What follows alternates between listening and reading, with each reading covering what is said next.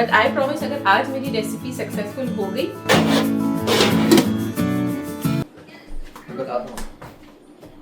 फूल भी लाए थे। अस्सलाम वालेकुम एवरीवन, क्या हाल है आप सबके। Welcome back to my channel. Actually मेरी और इब्राहिम की कल वेडिंग एनिवर्सरी थी। पूरे 11 साल हो गए हमारी शादी को अल्हम्दुलिल्लाह। लेकिन ऐसा हम लोगों ने कुछ सेलिब्रेट वगैरह तो नहीं किया क्योंकि हम लोग एक जगह दावत पर इनवाइटेड थे। हाँ, आज एक दो प्लान्स हैं हमारे।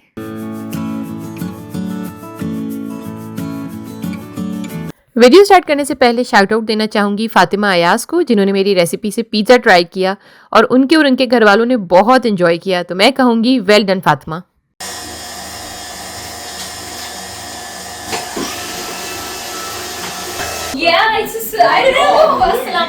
वालेकुम अस्सलाम। लिविंग इट एवरीडे के नाम से आप हमें इंस्टाग्राम पर भी फॉलो कर सकते हैं। मेरा इंस्टा हैंडल आपको डिस्क्रिप्शन बॉक्स में ज़रूर मिलेगा। एक्चुअली सादिक उमा ने कहा था कि वो लोग संडे को आएंगे मिलने, तो मैंने कहा चलो तुम लोग बच्चों की बेबी सिटिंग करो, मैं और इब्राहिम जाएंगे, थोड़ा शॉपिंग करनी है, एनिवर्सरी प्रेजेंट्स वगैरह हमें ख़रीदने। जब से स्टैंड मिक्सर लिया है काफ़ी कन्वीनियंस हो गई है। तो घर में बटर ख़त्म हो गया था तो मैंने इसके अंदर बस क्रीम डाल दी और अपने काम भी करती जा रही थी, साथ साथ में ये बटर भी बनता जा रहा था। मैंने कुछ ऑनलाइन चीज़ ऑर्डर की हैं, मैंने सोचा आप लोगों के साथ शेयर करूं। इस पैकेट में क्या है वो मैं ज़रा आगे चल के आपको दिखाती हूँ। पहले आपको ये फ्लैश कार्ड्स दिखाना चाह रही थी, मैंने यूनिस के लिए ऑर्डर किए हैं। एक्चुअली जैनू जब छोटी थी ना, 2 साल की थी, तब मैं इसके साथ बहुत ऐसे फ्लैश कार्ड्स वगैरह ऐसे हम लोग गेम्स खेला करते थे। तो जैनू बहुत छोटी एज से बहुत सारे अलग अलग फ्लैश कार्ड्स को ऐसे पॉइंट आउट करके दिखा दिया करती थी। तो मुझे फील हुआ कि यूनिस की भी अब एज हो गई है, मुझे मंगा लेने चाहिए उसके लिए भी।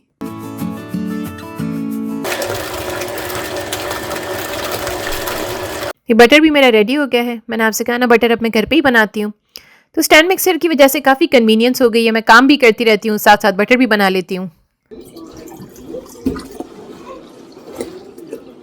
भाई बहुत शौक से बटर मिल्क पीता है तो मैं उसके लिए भी सेव कर लेती हूँ।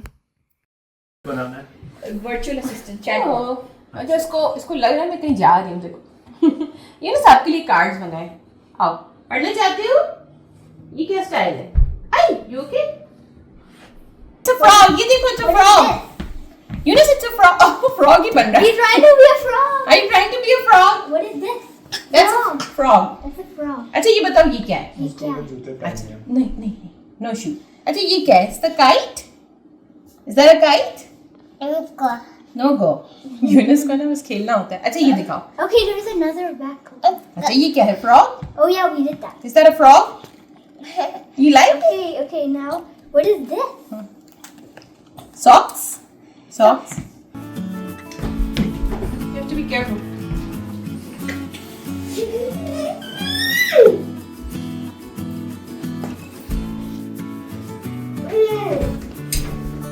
लजानिया हुमा लेके आई थी, मैंने सिर्फ इसको बेक किया है।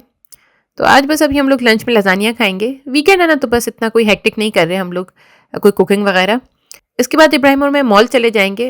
इब्राहिम को मुझे कोई प्रेजेंट देना है एनिवर्सरी का। एक्चुअली आज संडे है ना, मॉल जल्दी बंद हो जाते हैं। तो आगे चल के बताती हूँ क्या प्रेजेंट है, क्या हमने डिसाइड किया है।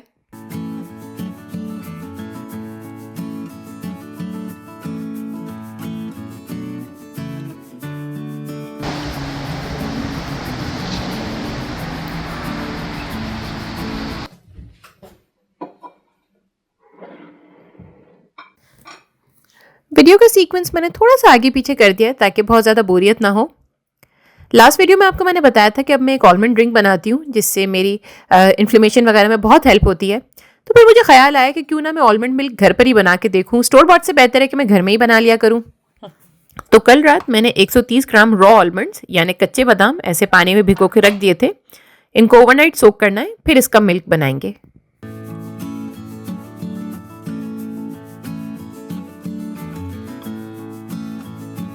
बहुत सारी ऑनलाइन वीडियोस में आप देखेंगे कि लोग उसको इसके छिलके के साथ ही ब्लेंड कर लेते हैं और फिर बाद में उसको किसी स्ट्रेनर की हेल्प से या तो किसी मलमल के कपड़े से उसको छान लेते हैं, विच इज़ फाइन। लेकिन ना मेरे पास मलमल का कपड़ा है और ना ही कोई ऐसी खास छन्नी है कि मैं इतना सारा पल्प स्ट्रेन कर सकूं। तो मैं पहले से इसके सारे छिलके उतार लूँगी और उसके बाद मैं उसको डायरेक्टली ब्लेंडर में डाल दूंगी और मैं कोई स्ट्रेनिंग वगैरह नहीं करूँगी, मैं इसको ऐसे ही डायरेक्टली बना लूँगी।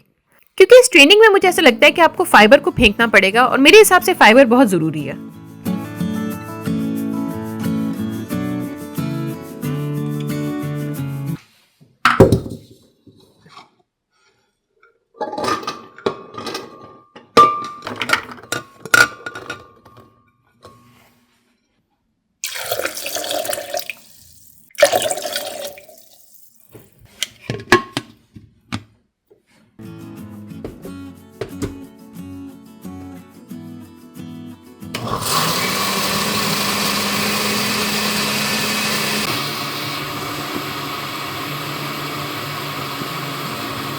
क्योंकि मैंने इसको छाना नहीं था तो फाइबर इसके अंदर ही था, तो ये थोड़ा सा ग्रेनी था, विच इज़ फाइन, मुझे अच्छा लगा। हाँ, लेकिन जब मैंने इसका ड्रिंक बनाया था तो उसको डाइल्यूट करने के लिए पानी मुझे थोड़ा ज़्यादा मिलाना पड़ा था।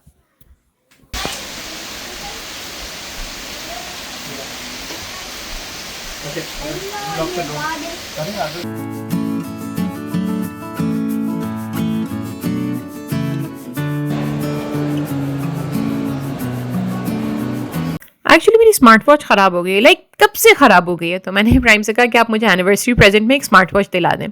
अब I am N Android user, आप लोगों को पता है, तो हम लोग आए हैं सैमसंग के आउटलेट पर। अच्छा, ऐसा है कि जब भी मैं कोई एक्सेसरीज खरीदती हूँ या कोई ज्वेलरी खरीदती हूँ, मैं ना बहुत ज़्यादा लाउड या बहुत बड़ी एक्सेसरीज नहीं खरीदती।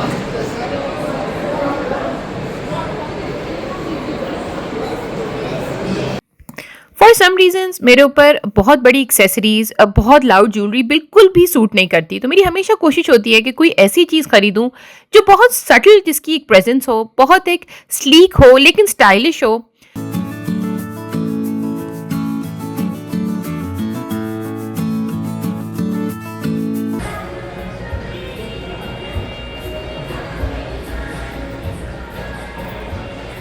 हमने सैमसंग की वॉचेस चेक की, गूगल की भी वॉचेस मैंने चेक की, लेकिन फॉर सम रीजन मुझे ऐसा लग रहा था कि उनके जो डायल्स थे ना बहुत बड़े बड़े थे और मेरे हाथ पे बिल्कुल भी सूट नहीं कर रहे थे। तो 2-3 घंटे मॉल्स में घूमने के बाद फाइनली आई डिसाइडेड कि मुझे ये वाली वॉच चाहिए।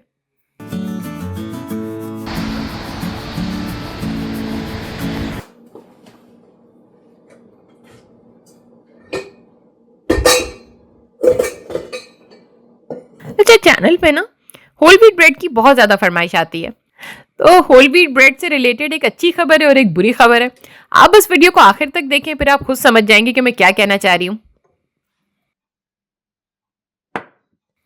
ये मैंने लिया है होल व्हीट ब्रेड फ्लावर। ये चक्की का आटा बिल्कुल भी नहीं है, ये मैं लेकर आई हूँ बल्क बार्न से। ये होल व्हीट आटा ही है, लेकिन वो आटा नहीं है जिससे हम रोटियां बनाते हैं।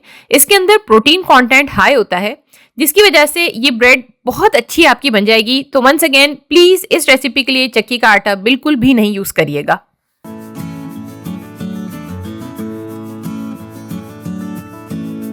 मैं ये वाली यीस्ट यूज कर रही हूँ। इसके अंदर डबल राइस नहीं करना होता, सिर्फ सिंगल राइस करना होता है। ये बॉक्स तो मैंने आपको खोल के दिखाया ही नहीं। अब क्योंकि बात ब्रेड की हो रही है तो I guess this is the right time कि ये मैं आपको इसकी अनबॉक्सिंग करके दिखाती हूँ। एनी गेसेस के इस थैले के अंदर क्या है, क्या आपको समझ आ रहा है इसको देख के?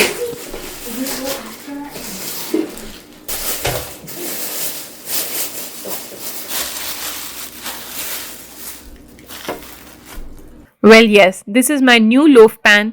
ये मैं कब से खरीदना चाह रही थी। आप देख सकते हैं, it's so tall, so narrow. ये मेरे पास जो एग्जिस्टिंग पैन है उससे थोड़ा सा छोटा है। इसके साथ कुछ इसकी एक्सेसरीज भी आई हैं। आई गेस ये 2 कटर लग रहा है मुझे, प्लास्टिक कटर, और इसके साथ एक ब्रश भी आया है ग्रीसिंग वगैरह के लिए। इसका आइडिया मुझे मेरी मामी ने दिया था। उन्होंने कहा था कि एक ऐसा लोफ पैन भी मिलता है जिसका एक लिड होता है। तो yes, that is the best part about this pan कि इसका एक लिड भी आता है, यानी ढकना भी आता है। तो ये देखिए,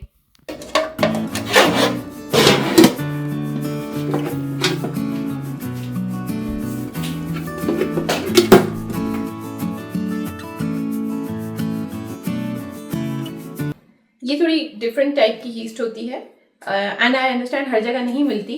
पाकिस्तान में तो एक डिफरेंट इंस्टेंट यीस्ट रोस्मोर मिलती है और वो उसमें डबल राइस ही आपको करना पड़ेगा।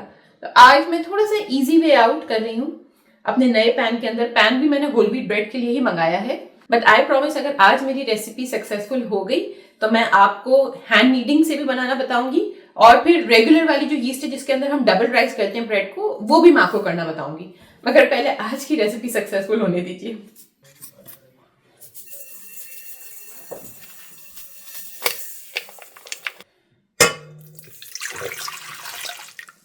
एक छोटा सा कन्फेशन मैं यहाँ पे ज़रूर करूँगी कि इस रेसिपी के कुछ इंग्रेडिएंट्स ऐसे हैं, जैसे ब्रेड फ्लावर हो गया या इंस्टेंट यीस्ट हो गया, ये हर जगह अवेलेबल नहीं है। तो आई कैन अंडरस्टैंड कि हर कोई ये रेसिपी नहीं बना सकेगा, लेकिन आई प्रॉमिस बहुत जल्द मैं आपके साथ एक ऐसी रेसिपी शेयर करूँगी जो हर कोई बना सकेगा। ऐसे इंग्रेडिएंट्स के साथ बनाएंगे जो हर किसी के पास अवेलेबल होगा। फॉर नाउ अगर आपके रीजन में ये इंग्रेडिएंट्स अवेलेबल हैं तो आप इस रेसिपी को ज़रूर ट्राई करके देखिए।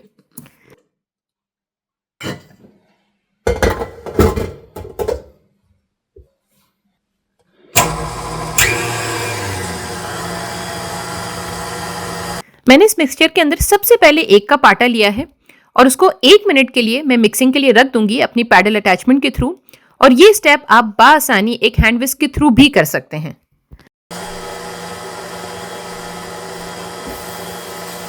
इस स्टेप तक मैंने ना कोई ऑयल डाला है ना बटर डाला है, क्योंकि दोनों इंग्रेडिएंट्स फर्मेंटेशन प्रूफिंग को थोड़ा सा हैम्पर करते हैं। और होल व्हीट ब्रेड में सबसे बड़ा चैलेंज उसकी प्रूफिंग होती है, तो आपको इस बात का बहुत ज़्यादा ख्याल रखना है।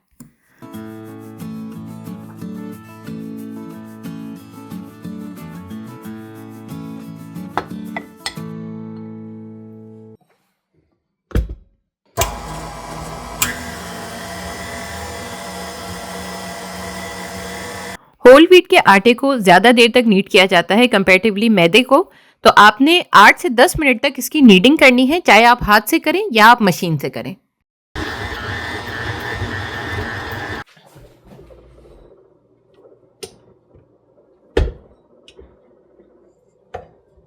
और जैसे कि मैंने आपसे कहा कि इस यीस्ट के अंदर आपको डो को डबल राइस बिल्कुल भी नहीं करना। आपने क्या करना है कि जैसे ही आपका डो रेडी हो जाए तो आपने इसको बस 10 मिनट के लिए रख देना है, ढक के रख देना है। आपने बस इसको 10 मिनट का रेस्ट देना है। आखिरी में आप देख सकते हैं कि आपका आटा थोड़ा सा ऐसा सॉफ्ट और स्टिकी सा होगा, विच इज़ फाइन। आप चाहें तो अपनी फिंगर्स को थोड़ा सा ग्रीस कर सकते हैं और फिर इसका एक ऐसे डो बॉल बना के ढक के रख दीजिए। Once again I repeat, kneading के बाद आपने डो को सिर्फ और सिर्फ 10 मिनट का रेस्ट देना है। आप घड़ी देखते रहिए, इसको प्रूफिंग वगैरह कुछ भी नहीं करनी है।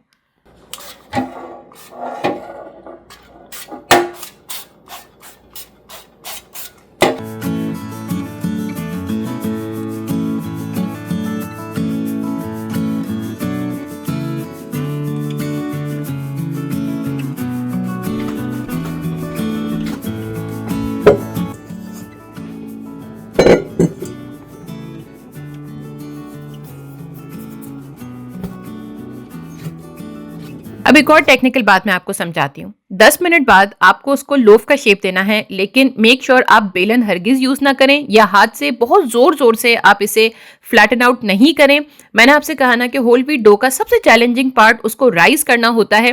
और अगर ये प्रूफ हो गया और लेट्स सपोज आपने बहुत जोर से इसको फैला के या बेलन यूज करके उसमें से एयर निकाल दी, तो फिर आपकी ब्रेड खराब हो जाएगी। एयर अंदर ट्रैप्ड ही रहनी चाहिए। बहुत जेंटल हैंड्स के साथ आपने ऐसा लोफ बना लेना है।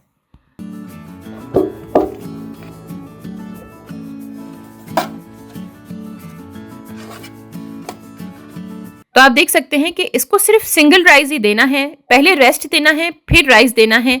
इस यीस्ट की इंस्ट्रक्शंस पे यही लिखा हुआ है। आप अगर रेगुलर यीस्ट यूज कर रहे हैं तो आप इसको डबल राइस बिल्कुल कर सकते हैं, दैट्स एब्सोल्युटली फाइन। 1 घंटे बाद की वीडियो है, ये देखें, ये हमारा डो काफ़ी राइज हो गया है। ये पैन काफ़ी मेरा ऊंचा है, ये देखें। बेक करके देखते हैं। आपको साइड बाय साइड कंपैरिजन दिखा देती हूँ। ये 9/5 वाला है, ये छोटा वाला है। आप देख सकते हैं कि ये हाइट में भी ज़्यादा है इससे, देख लें आप, हाइट में भी इससे ज़्यादा है। जब छोटा लोफ पैन होता है ना, तो वो आपका जो आटा होता है, डो होता है, वो हॉरिजॉन्टली स्प्रेड होता है जैसे इसमें होता था। क्योंकि ये नैरो है और टॉल है, आप देख सकते हैं, तो इसमें ऊंचाई की तरफ हुआ है। तो आई एम पॉजिटिव ये प्रूफ्ड भी लग रहा है, वेल प्रूफ लग रहा है। ये बेक करने के बाद ही पता चलेगा। चलें, लेट्स सी।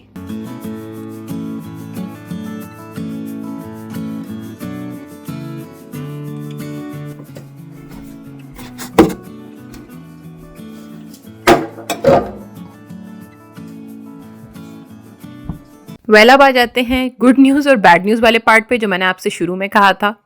ये देखिए, ये एग्जैक्ट रेसिपी मैंने चक्की के आटे से बनाई थी राइट हैंड साइड पे, और लेफ्ट हैंड साइड पर मैंने होल व्हीट ब्रेड फ्लावर से बनाई थी। और आप दोनों में विजिबल डिफरेंस देख सकते हैं। इसको मैं टच करके भी दिखा सकती हूँ। देखिए कितना सॉफ्ट है, कितना बाउंसी है, जबकि चक्की के आटे की कितनी हार्ड बनी है। दोनों की मैंने एक ही रेसिपी, एक ही टेक्निक फॉलो की है। इसीलिए मैं आपसे कहूंगी कि ये रेसिपी आप चक्की के आटे के साथ हरगिज ना बनाइएगा। चलिए मैं आपको थोड़ा सा काट के भी दिखा देती हूँ, उसका अंदर से टेक्सचर भी आप देख लीजिए। एंड बिलीव मी, ऐसा टेक्सचर ना कमर्शियल ब्रेड का भी नहीं होता। आप चाहें तो होल व्हीट ब्रेड को मंगा के देख सकते हैं, जो होममेड होल व्हीट ब्रेड का आया है। वंस अगेन आई प्रॉमिस मैं एक बहुत जल्द ऐसी रेसिपी ज़रूर डिस्कवर करूंगी जिसके अंदर हम चक्की का आटा यूज़ करके बिल्कुल ऐसी ही ब्रेड बनाएंगे और हम वो इंग्रेडिएंट्स यूज़ करेंगे जो हर जगह अवेलेबल होंगे, जो पाकिस्तान में भी अवेलेबल होंगे, जो इंडिया में भी अवेलेबल होंगे। लेकिन आज के लिए बस इतना ही। चलिए यहाँ पर मैं अलविदा कहती हूँ। इस रेसिपी से रिलेटेड जो भी सवाल हैं आप कमेंट सेक्शन में मुझसे पूछ सकते हैं। मेरे चैनल को प्लीज़ सब्सक्राइब करें, इंस्टाग्राम पे फॉलो करना बिल्कुल भी मत भूलिएगा। दुआ में याद रखिएगा। अल्लाह हाफिज़ एंड बाय बाय।